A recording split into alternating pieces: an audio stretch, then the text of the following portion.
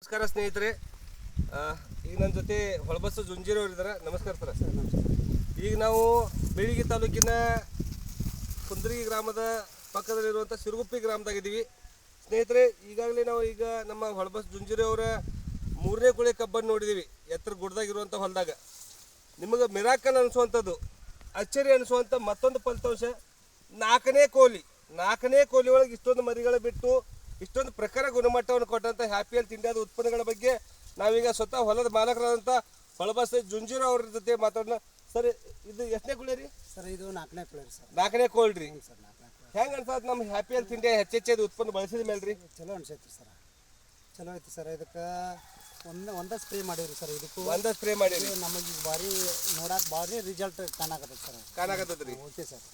ಆಮೇಲೆ ಕಲರ್ ರೀ? ಕಲರ್ ಪೂರಾ ಕರಿದೈತಿ ಸರ್. ಕರಿ ಕಲರ್ ಬಂದೈತ್ರಿ. ಎಲ್ಲಿನೂ ಭಾರಿ ಏನು ಸ್ವಲ್ಪ ಒಣಗಿಲ್ಲ, ಏನಿಲ್ಲ, ಭಾರಿ ಬೆರ್ಸ್ ಬಂದೈತ್ರಿ. ಬೆರ್ಸೈತ್ರಿ ಸರ್. ನೋಡಕ್ಕೆ ಭಾಳ ಚಂದ ಐತಿ. ಎಲ್ಲಿನೂ ಭಾಳ ಕ್ವಿಕ್ ಸ್ಪೀಡ್ ಬೆಳೆದಂಗೆ ಆಗೈತಿ ಸರ್. ಅದನ್ನ ಹೊಡೆಯೋಣ ನಾವು ಗಮನಿಸ್ಬೋದು ಸ್ನೇಹಿತರೆ. ಸ್ವತಃ ಹೊಲದ ಮಾಲಕರು ಹೇಳಕತ್ತಾರ, ಕಲರ್ ರಿಚ್ನೆಸ್, ಬ್ರೈಟ್ನೆಸ್, ಥಿಕ್ನೆಸ್ ಜೊತೆಗೆ ಮಣ್ಣಿನ ಮೃದುತ್ವವನ್ನು ನೀವು ನೋಡ್ಬೋದು, ಮರಿ ಸಂಖ್ಯೆ ನೋಡ್ಬೋದು.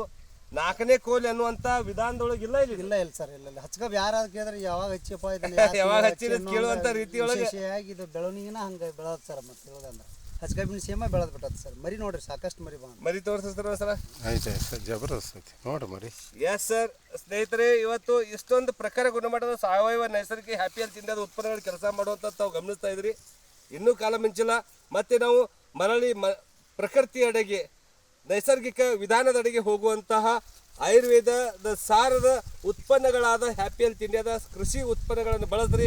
ಹೆಚ್ಚಿನ ಸಮೃದ್ಧದಾಯಕ ಬೆಳೆಯನ್ನು ಬೆಳೀರಿ, ಜೊತೆಗೆ ಹೆಚ್ಚಿನ ಲಾಭವನ್ನು ಮಾಡಿಕೊಡ್ರಿ, ಮಣ್ಣಿನ ಫಲವತ್ತತೆಯನ್ನು ಉಳಿಸ್ರಿ ಅಂತ ಹೇಳ್ತಾ ನಮಗೆ ಧನ್ಯವಾದ ಹೇಳ್ತಾ, thank you so much Holabas sir. ಒಳ್ಳೆಯದಾಗಲಿ, ಶುಭವಾಗಲಿ, ಜಯವಾಗಲಿ. ಸ್ನೇಹಿತರೆ, ಹೆಚ್ಚಿನ ಪ್ರಮಾಣದ ಹ್ಯಾಪಿ ಹೆಲ್ತ್ ಇಂಡಿಯಾದ ಉತ್ಪನ್ನಗಳು ಬಳಸ್ರಿ.